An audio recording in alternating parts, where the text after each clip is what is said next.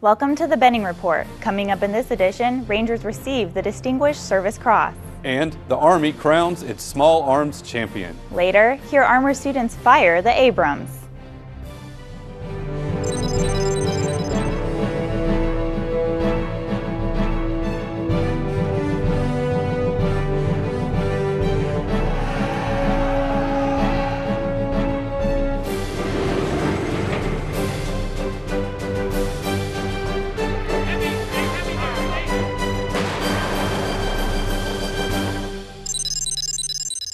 Welcome to the Benning Report. I'm Katie Cook. And I'm David Wright with the Fort Benning Public Affairs Office. Thanks for watching. The Army recognized the heroism of two soldiers at Fort Benning by presenting them the nation's second highest award for valor.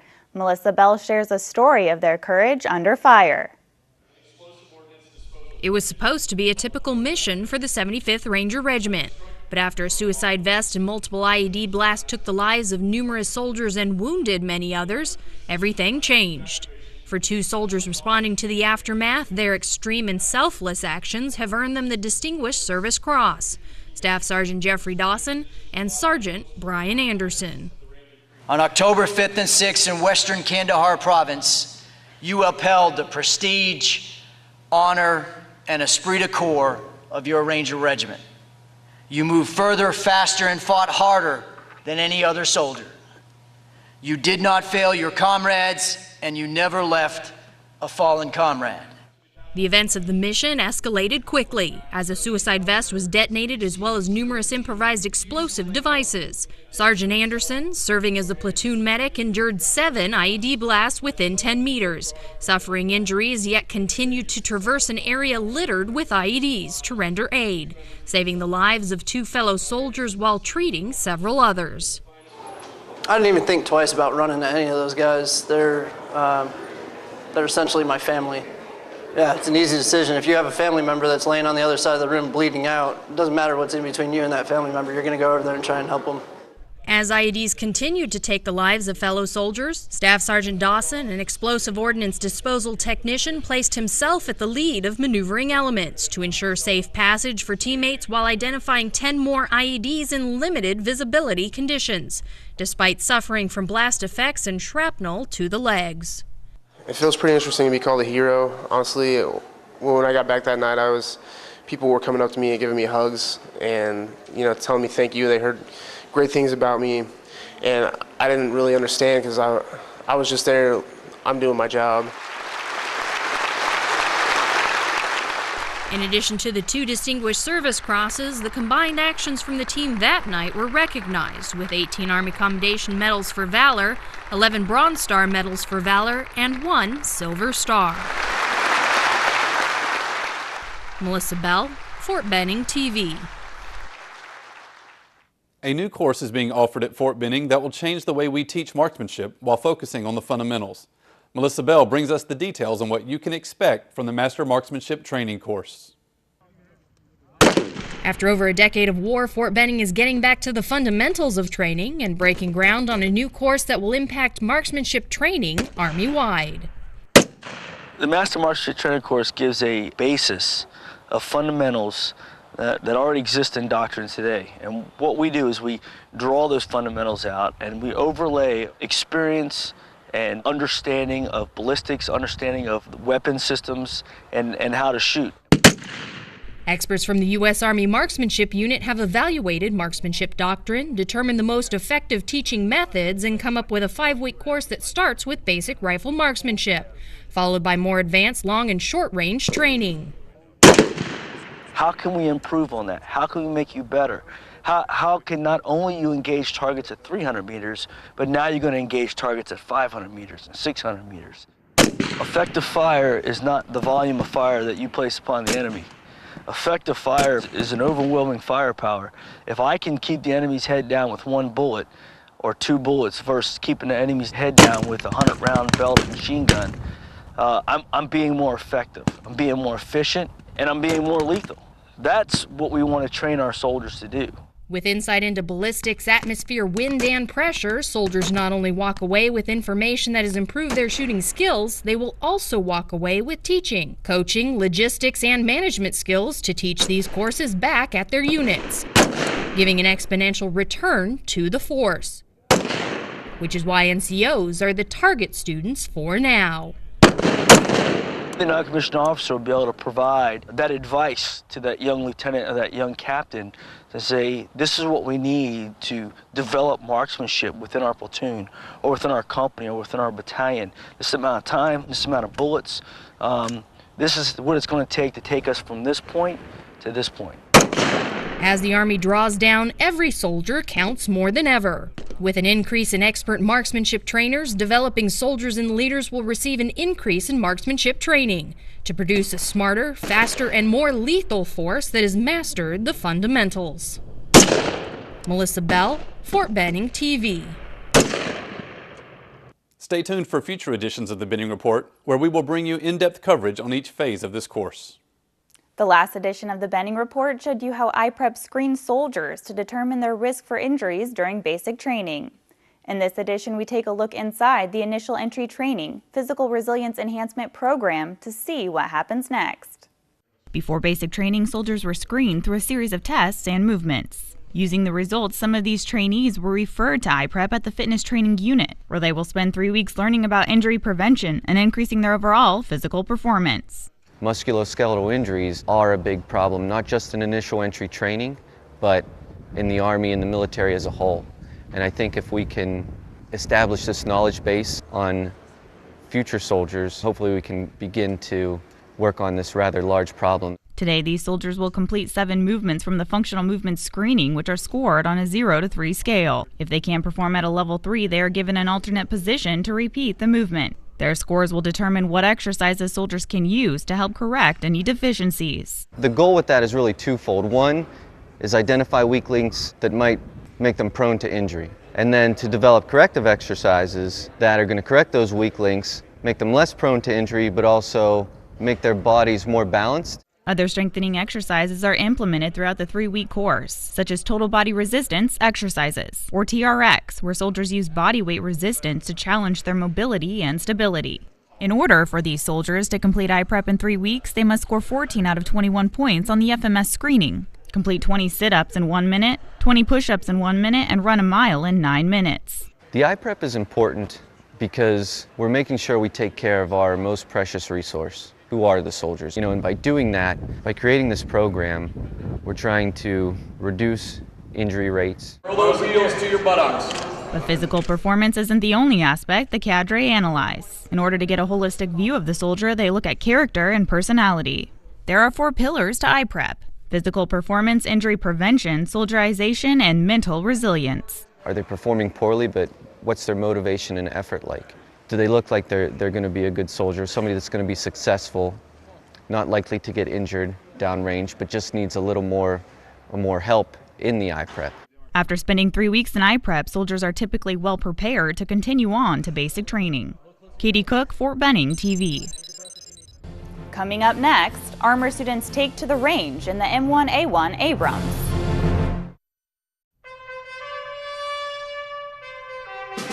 There are symbols that represent loss. There are symbols that represent strength. And there are symbols that represent both. Remember, respect, and honor our fallen military heroes and the sacrifice and strength of surviving families who wear the Gold Star pins.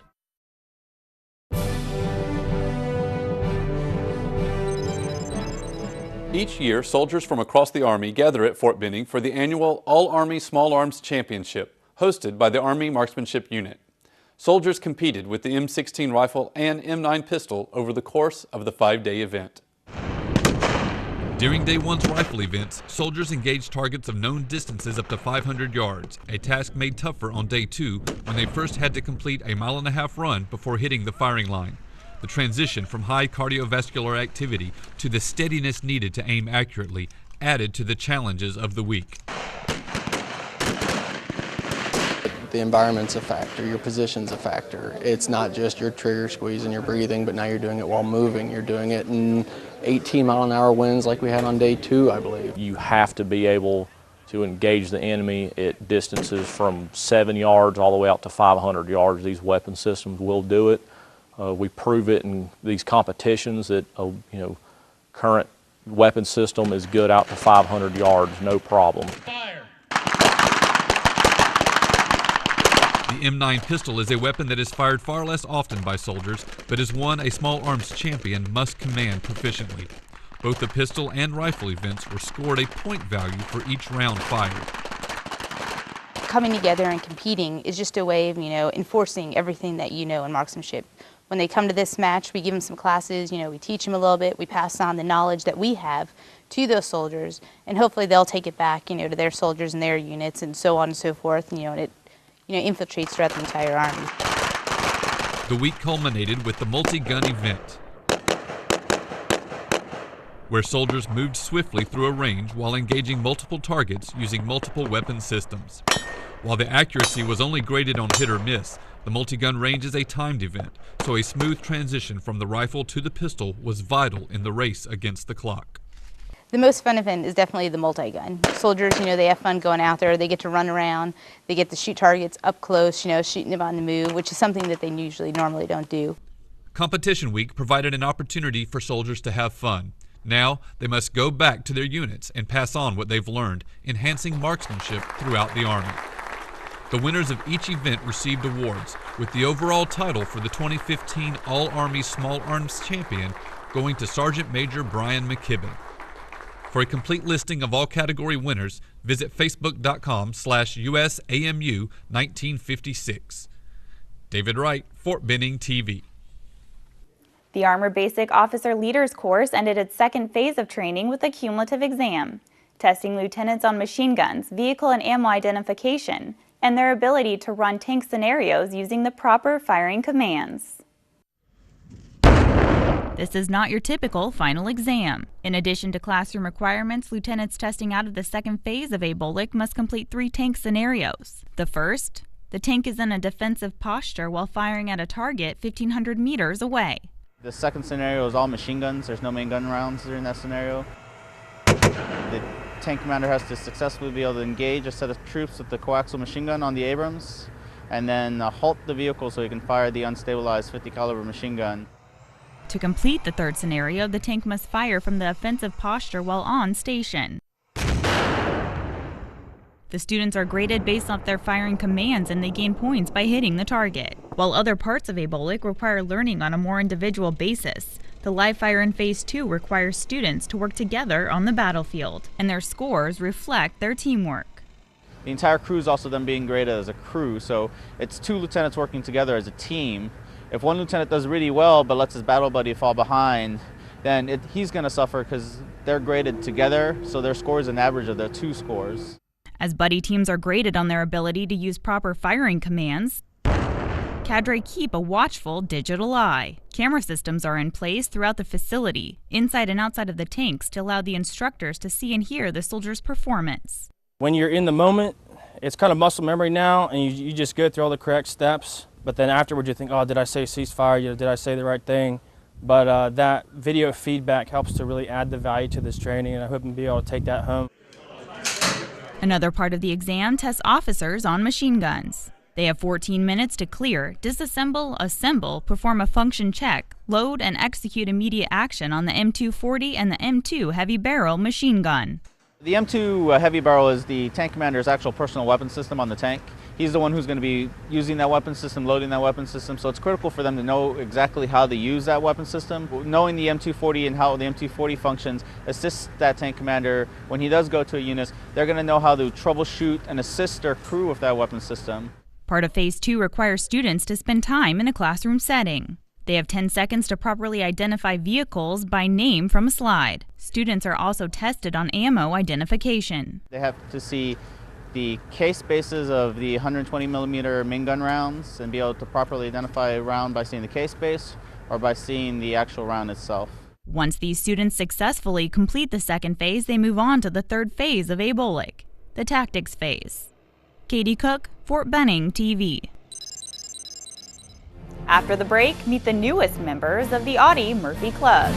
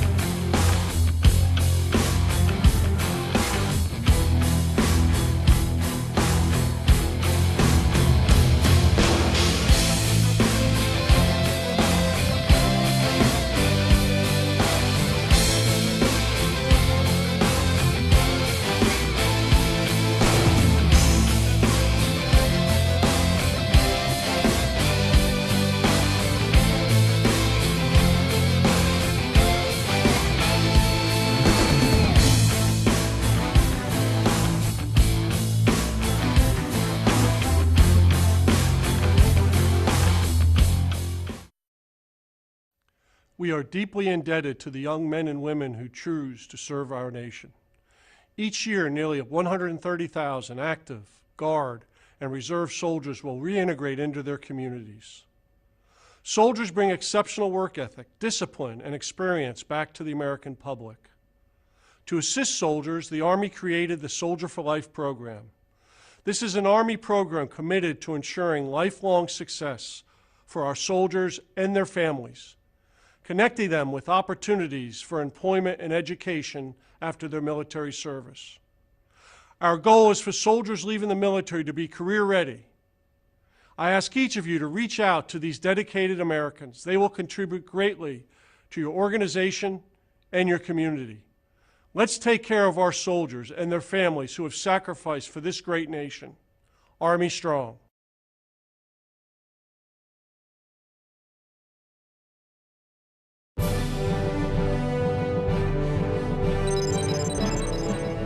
For soldiers preparing to transition out of the Army, the idea of moving into the civilian sector can be daunting. Fort Benning has always supported these soldiers, providing opportunities prior to separation that can place them in the best possible position for success. Fort Benning's new Soldier for Life Center makes this commitment even easier. All transition services are now together in a single location on Fort Benning. Ladies and gentlemen, it's an honor to be here today as we officially open the Soldier for Life Center. Soldier for Life, not only does this say we recognize our soldiers' commitment to our Army, but also our Army's commitment to our soldiers. The services located in this building are designed to prepare a soldier for civilian life and give him or her the best chance at a new career. Here, soldiers can learn what benefits and entitlements they may receive, as well as conduct job searches, build resumes, and receive transition counseling. Now our soldiers at Fort Benning can access these resources they need for civilian success in a single integrated location. This gives us better opportunity to support them and ensure they're getting the quality of service and care that they need. Fort Benning Transition Services Manager Eddie Perez is committed to giving soldiers and veterans the best possible chance at civilian life. And to him, this means educating employers on the varied skills and values a soldier can bring to the workforce. We need to train the employers. You know, like I always say, we have everything from ninja killers to surgeons. We can shoot them, fix them, and bring them to your hole. The new Soldier for Life Center provides a central location for education and career events. It also includes 16 classrooms where 9 different colleges teach classes for credit. It is all part of a concentrated effort to prepare soldiers for transition and match them with a potential future employer. This facility under one roof allows those employers to come here, sit with us, train, find what soldiers are the best candidates for them, and then later on hire those soldiers to go on and have new careers with them. The Soldier for Life mission is to prepare veterans and employers for each other and to create the best possible matches for both. Veterans leaving service can strengthen the nation by bringing values and dedication to employers, schools, and communities. Today is about far more than just opening a new building.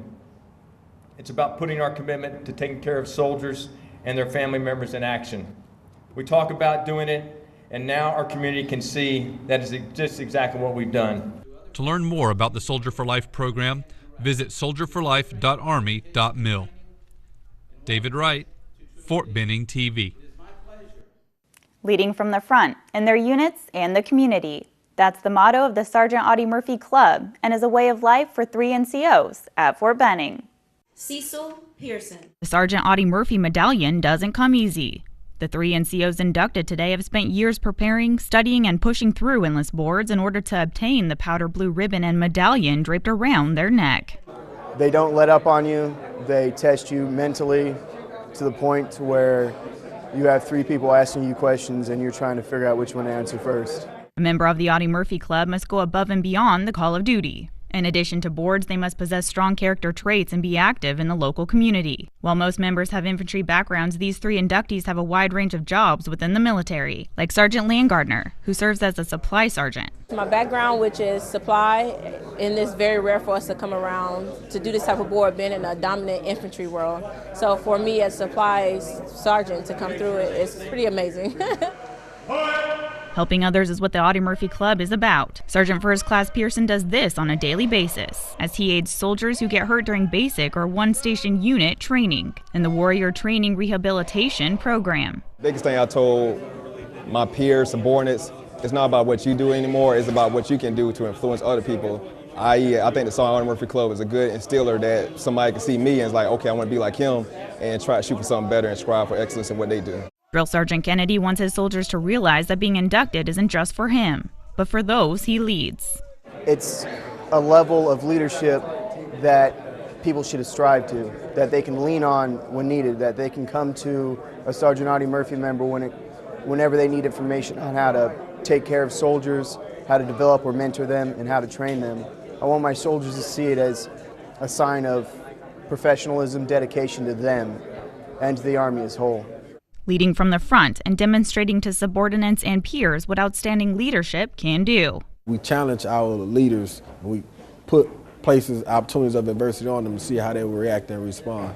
And these leaders who was inducted today have responded accordingly.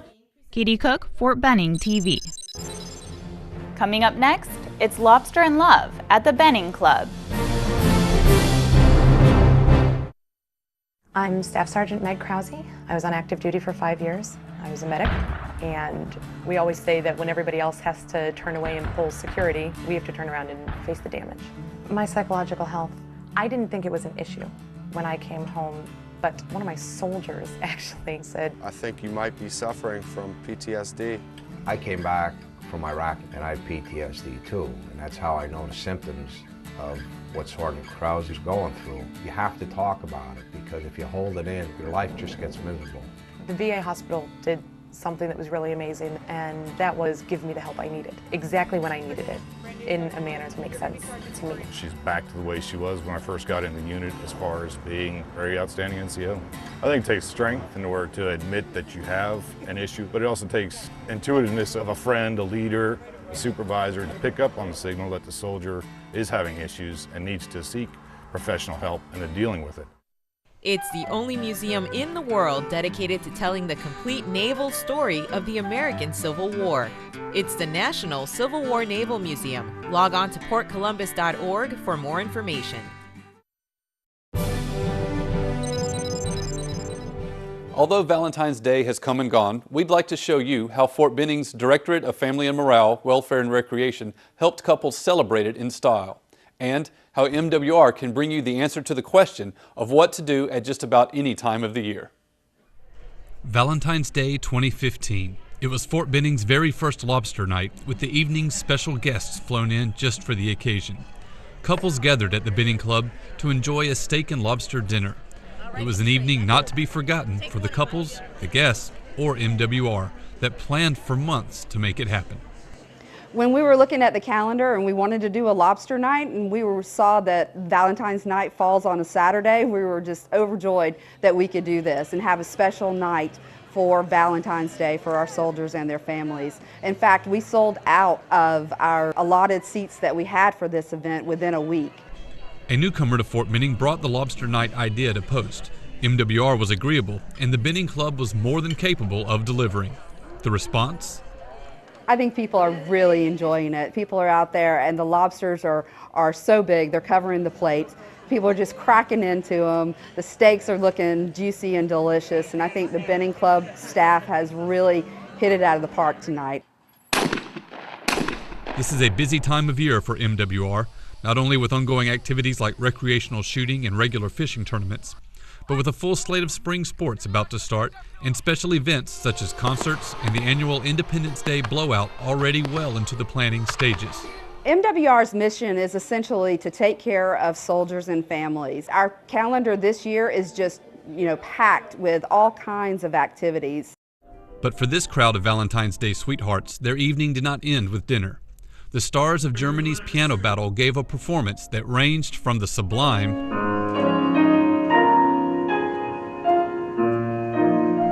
to the ridiculous. The audience voted on their favorite piano battle performer, but it was clear the real winner was the Fort Benning community, thanks largely to MWR's openness to best practices from other installations and their effort to see them realized. MWR is here to serve you. We are always open to suggestions, and we highly encourage folks to use the ICE system to send us their suggestions and their feedback on our services.